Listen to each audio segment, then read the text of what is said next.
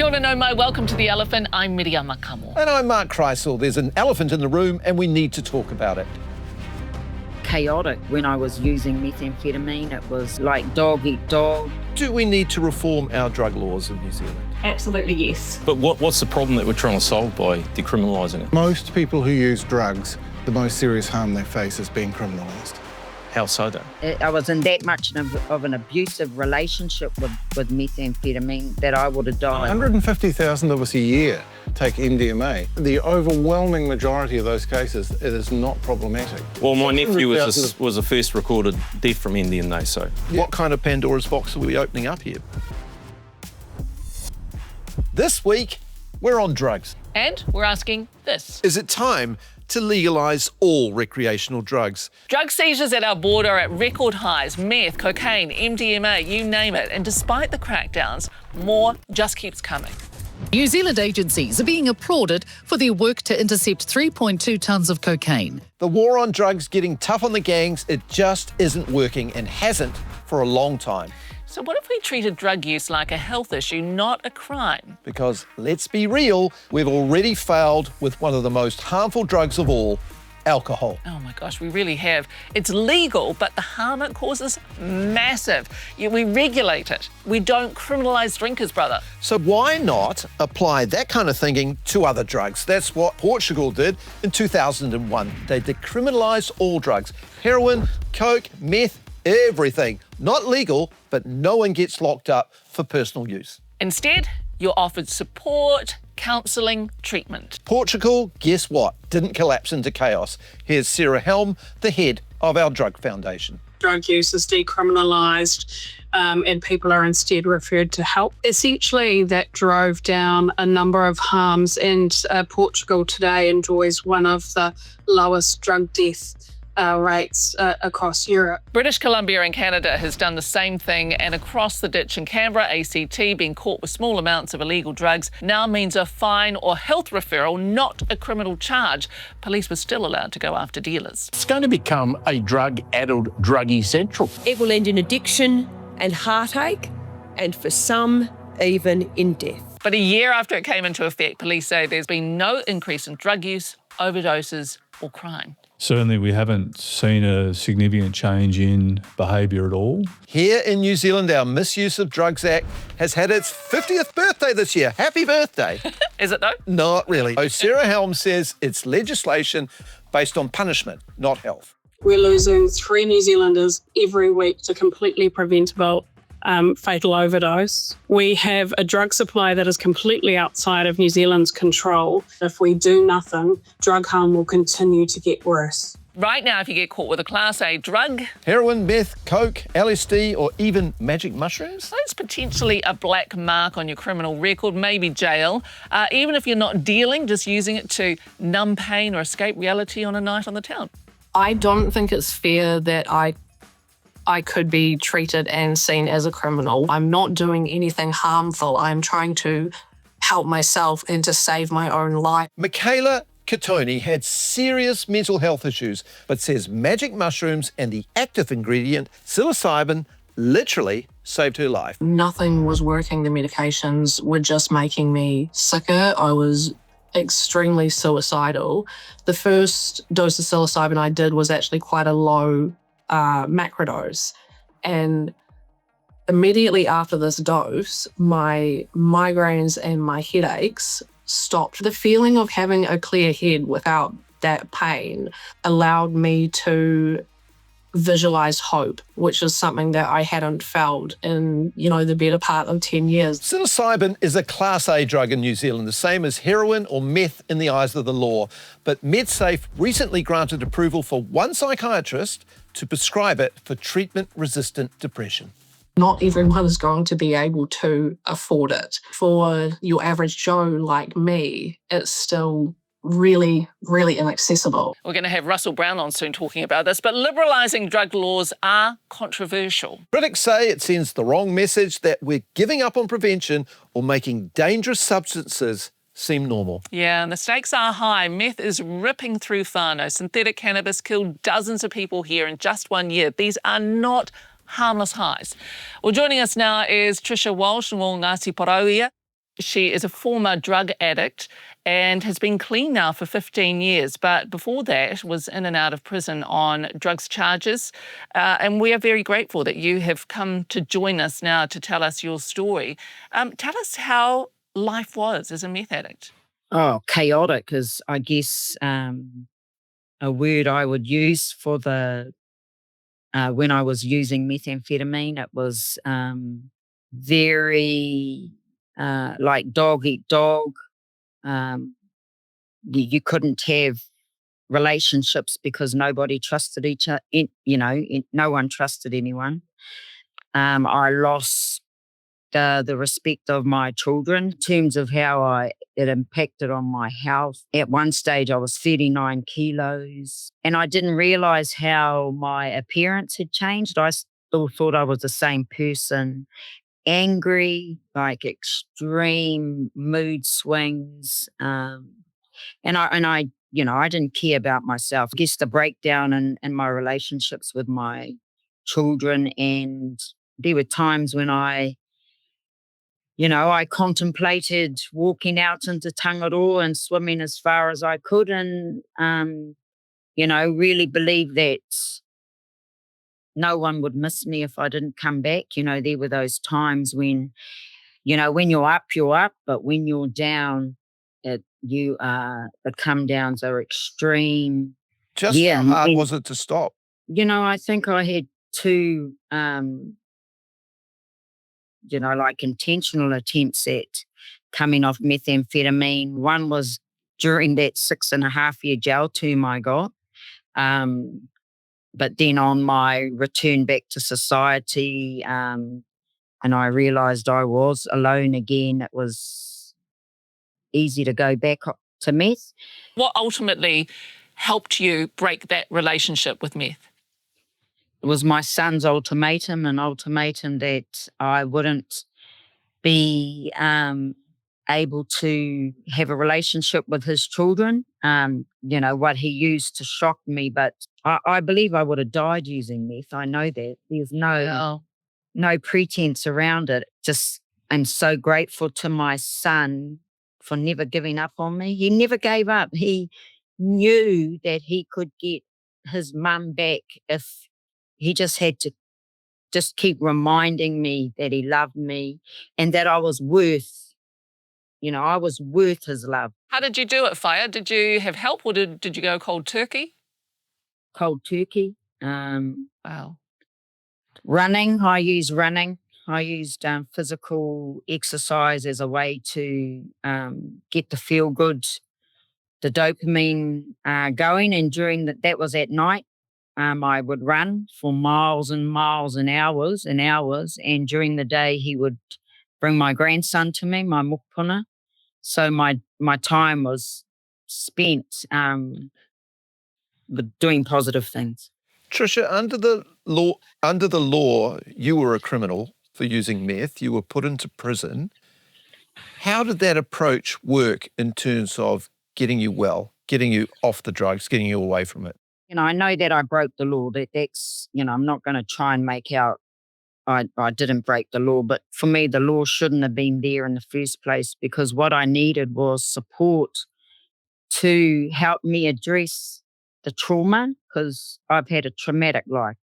And when you have persistent experiences of trauma or adversity, you reach out for a rongoa, for a medicine, for something that's going to help to make, whatever it is, go away.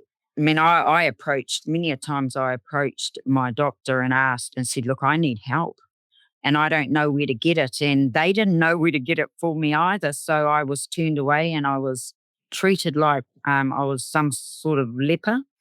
Fire, would you legalise? Would you decriminalise drugs? What would be your approach to the way that we manage drug addiction? For me, the approach is to legalise it. I think decriminalisation doesn't go far enough. I've got, I don't know how many convictions that are drug-related, like small possession, like for a 5-gram amount of cannabis. And all of those things add up to, they create a picture where I'm seen as a recidivist, one a recidivist criminal, but the other is a recidivist drug offender.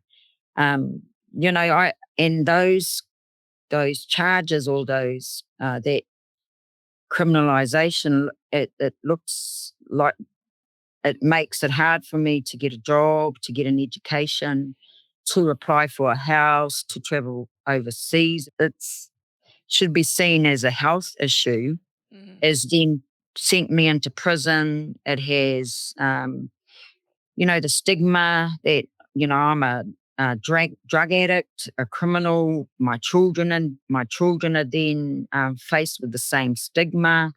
It just creates this hopeless,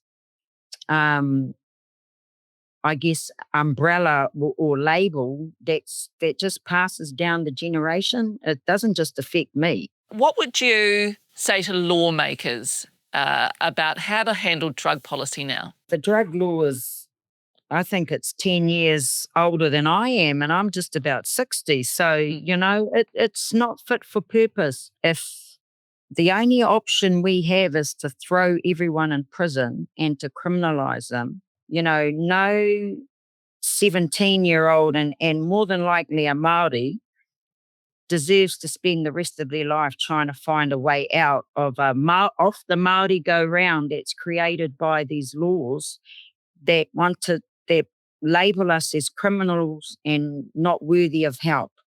So, it's an important point. Get rid of them. Ngā mihi nui e whaia mo tō maiatanga I tō kaha hoki. It's just so awesome to have you on Te Are Whana, on The Elephant.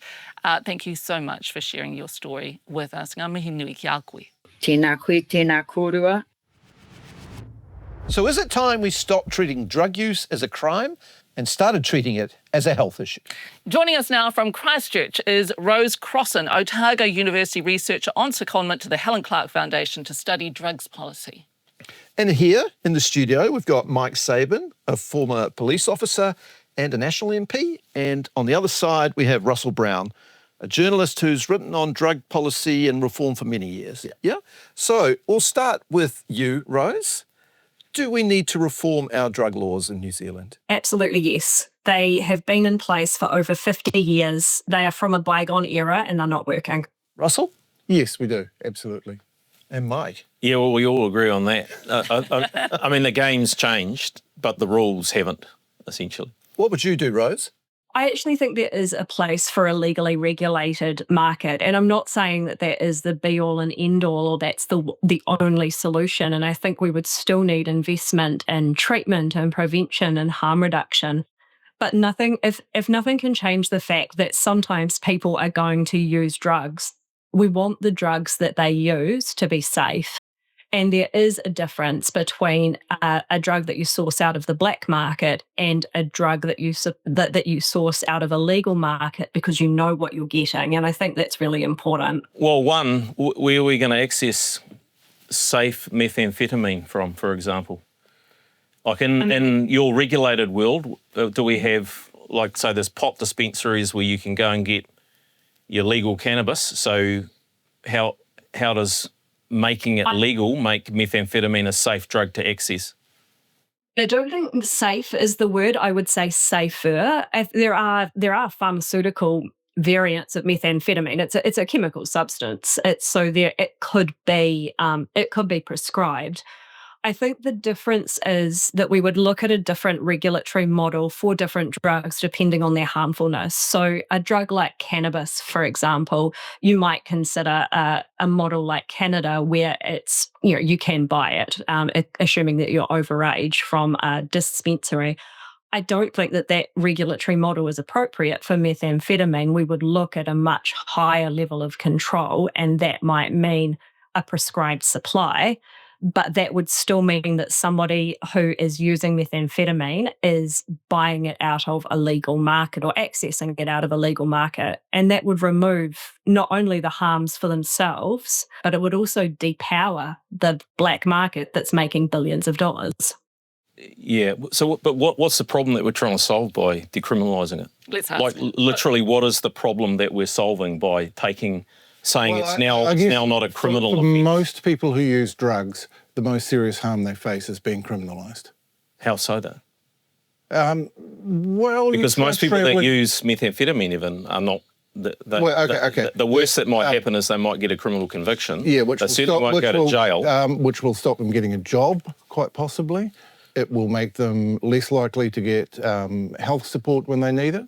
Yeah, this is all pretty well established. Yeah. So if we come back to what I'm trying to understand is what do we solve? There's lots of laws around domestic violence, for example. Last time I checked, we haven't solved that problem, but we're not decriminalising domestic violence because the law means that people will have an assault conviction, which means it's going to make it harder to get a job. We're trying to encourage them around behaviours that are acceptable in society. We're not talking about the same thing though, Mike. I did, for a couple of years, I did Section 27 cultural reports for people coming up before the court. Methamphetamine comes up in those all the time.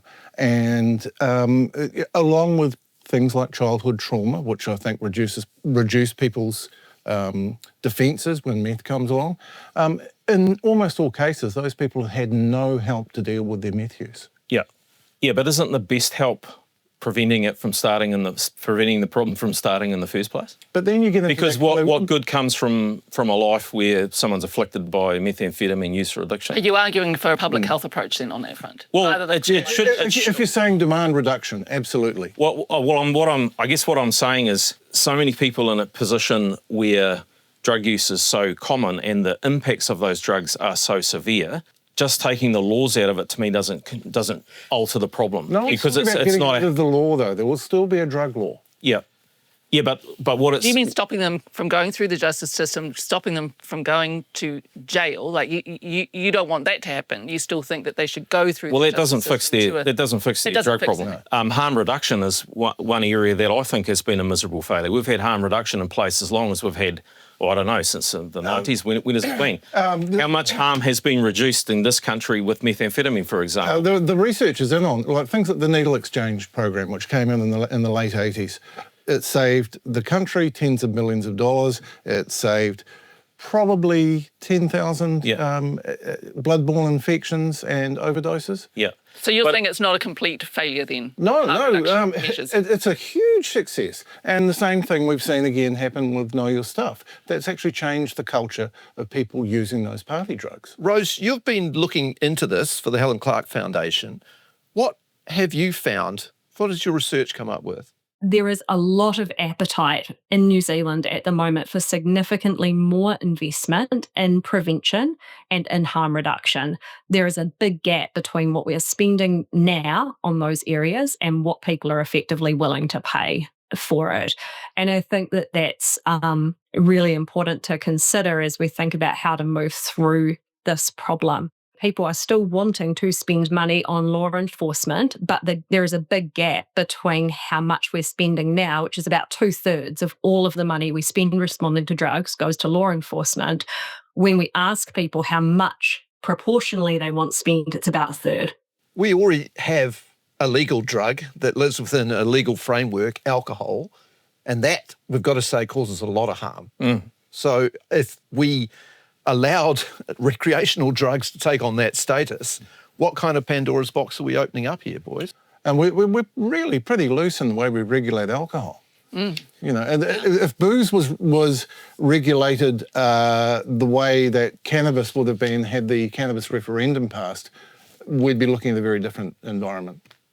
But it's an enabling environment. Whether drugs legal or not makes no difference to how it functions in your brain. Shouldn't we be saying, what is our culture of normality around these substances, and why are we bothering to try and save the planet while we're actually undoing our place on it in terms of the controls that we have over our own mind? Harm reduction, to me, has a place in the treatment continuum, but in terms of it being a policy focus, shouldn't we be saying to people, well, the best way to tackle the problem is to not have the problem in the first place. The next best place to tackle it is as early as possible before the onset of the implications of that addiction. And by the way, the supply of the drugs, illegal or not, exists because of demand. So if you take the demand away from it, turn the tap off on demand, then the people that are ultimately in the game of supplying, whether it be legitimate or illegitimate, it doesn't matter. They've got no one who wants to buy their product. Well, firstly, I think harm reduction does work. Harm reduction should be in place from the first time someone thinks about using a drug. We could think about, let's imagine a teenager who is experimenting with party drugs for the very first time at a music festival. Harm reduction has a place for them because we want them to get their drug checked, to know what's in it, and therefore to make an informed choice about whether or not to take it. There's another point here too that we haven't really touched on, which is equity in the law, and that when we bring in these enforcement measures, we're mainly using them against Māori, against marginalised communities, and so we have a major problem with that too. Yeah, absolutely, and you saw that with the police discretion amendment under the last Labor government.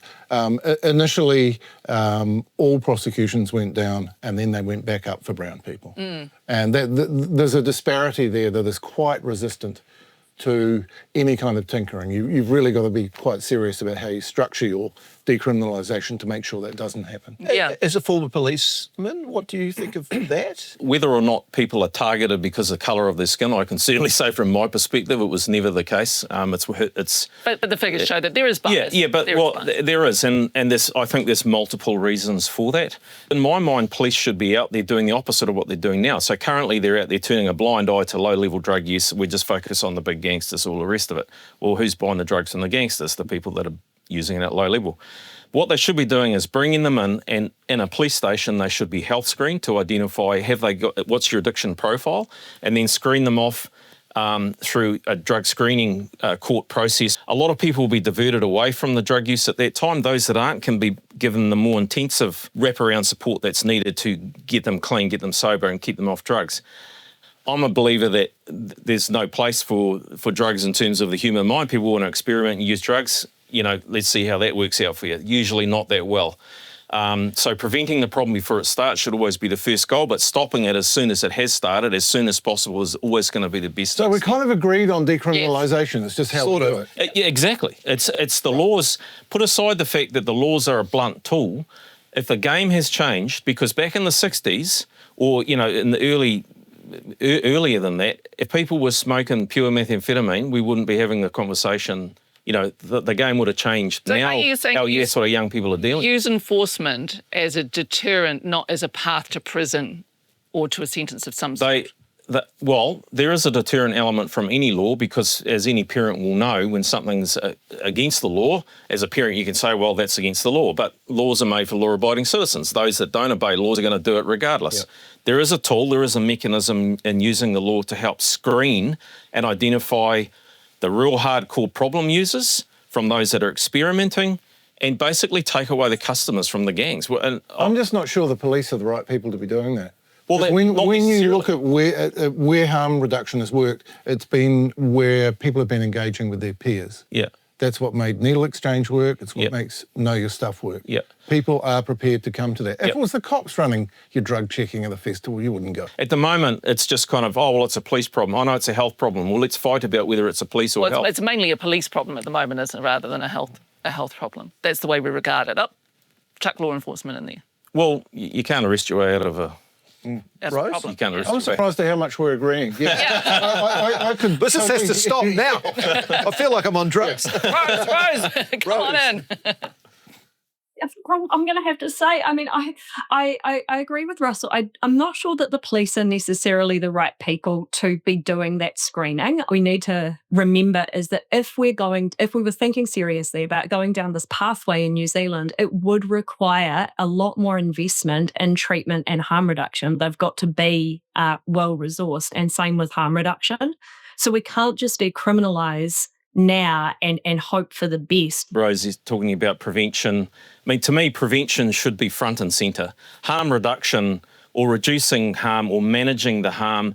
If you say to any parent, you put a methamphetamine pipe, fill that bowl up with meth, put it in front of their 12-year-old son and say, here you go, are you going to want them to try that and just let's see if we can manage that implication, don't get you too hooked, or say, I'd like you not to be using that in the first place? But Rose, given your own research, would it be that the great percentage of people who take recreational drugs are okay?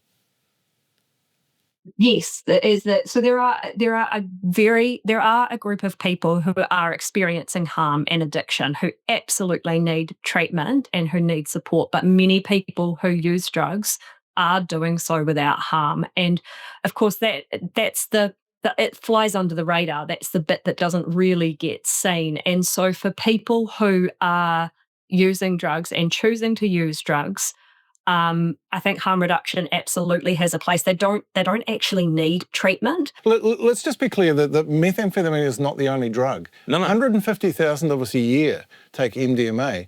The overwhelming majority of those cases, it is not problematic. Well, my nephew was the first recorded death from MDMA, so... Yeah, it does happen, and that's where harm reduction comes in. Yeah. You look at most MDMA deaths, and effective harm reduction would have prevented them. Yeah, but wouldn't prevention have stopped it in the first place? But how do you said yourself, it's not realistic. That drugs have been with us forever. I think Rose, 6,000 BC, is that right? The first opium use. The opium use, at least, around about 6,000 BC. There's some evidence of cannabis being grown from about 8,000 BC. Yeah. So we're talking about, to me, culture change around the normalised sort of use of so-called recreational drugs is what we've got to start tackling. 20 years ago, if you lit up a cigarette in a pub or something, no one would look sideways at you. You go out into a pub now and light up a cigarette and see what happens. You're the social pariah. That's changed in 20 years. Why can't illicit drugs be in the same category, where it's no longer the norm, why would you do something like that to yourself? But it's social sanction. I mean, you had the UN for years. Every time they had a meeting, they'd come out looking forward to a drug-free world, and it never happened. And Sweden, 1993, went double down on prohibition, and they said, we're going to be a drug-free country. Their drug-related mortality rate is now 30 times higher than Portugal, which did the opposite. Yeah. So you've got to look at what are you trying to fix? Are you trying to fix harm, or are you trying to create a world that we've never had, which is a drug-free world? Well, I'm not saying that you can have a drug-free world, because, I mean, there's plenty of prescription drugs that people are legitimately getting over the counter every day of the week, recreational drugs. Well, I don't call them recreational drugs, because it makes it like a fun type. That's why people take them. Well, but there's plenty of people that don't. In fact, there's far more people that don't than do. There's lots of different reasons that people use drugs, and the one that we really worry about is the people who are using drugs for a coping motivation, right? Because life is tough and people go through trauma and have had terrible things happen to them, and they think that drugs will be the thing that takes their pain away.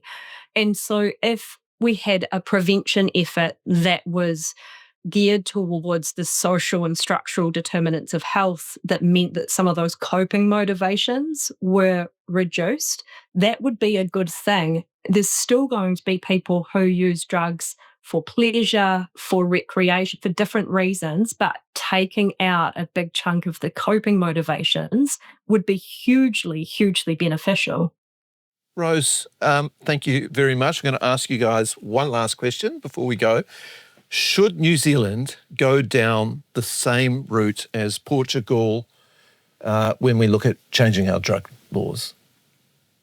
I'll give you the short answer, no. Yes, but we would have to make it the New Zealand solution. Because methamphetamine is such a big problem here, we would have to build in a structure to deal with that. Rose? Portugal? Yes, but not as it wouldn't be the end of the journey. So I would see decriminalisation with a New Zealand lens over it as being a step in the right direction, but not the end of the journey, because even in Portugal, you're still buying your drugs out of a black market. Well, thank you all very much, Mike Sabin. Thank you. I do want to acknowledge too that your nephew passed, and I heard that. I acknowledge that mamae for you. So ngā mihi nui kia koe. Thank you for coming and sharing your views and your expertise. Same for you, Rose. Absolutely great to have you here and to hear this new research that you're doing. Thank you for sharing that with us. And Russell, wonderful to have you here as always, and bringing your journalistic lens to a tricky problem. Brother, your thoughts? Yeah, interestingly, they all agreed, which is really boring for a debate, but they came from very different sides. Yeah. You know, I think they're the sum of their experiences. Mike has been on the front line of the war on drugs. He's had a nephew who's died. Russell is a music journalist. The dirty little secret, I think, is there are a lot of New Zealanders who take recreational drugs every weekend and they're absolutely fine, but we have a real problem with something like methamphetamine. These laws need to be changed, but we need brave politicians and lawmakers to take that step. So we have different rules for different drugs? I think so. I mean, I think Rose's idea was a very interesting one. It'd be really radical if New Zealand all of a sudden started regulating drugs. Can you imagine trying to sell that to the public, that you're allowed to get methamphetamine with a prescription from a chemist? I mean, that's Like a huge step. medicinal marijuana. But you've got to look at the places where they've made changes, where they've moved away from a criminal approach, and they've largely been successful, as long as they're backed up with health. Have you been convinced of a particular argument? Yeah, I quite like Rose's. I think Rose has a very sensible, as you would expect for a researcher. I think we need to change our laws, and I think we need brave people to do that. The law has got to change. As we heard, it needs to hit that sweet spot, absolutely. But I'm glad that I'm not the one having to deal with it, because my goodness, that is a huge piece of work. But you're right, we need some courage on those front lines. That is The Elephant for this week. Remember, you can catch us on the New Zealand Herald, YouTube, iHeart, and your favourite social media platforms. The elephant in the room. Time to talk. Until next time, ngā mihi, e te whānau, mauri ora.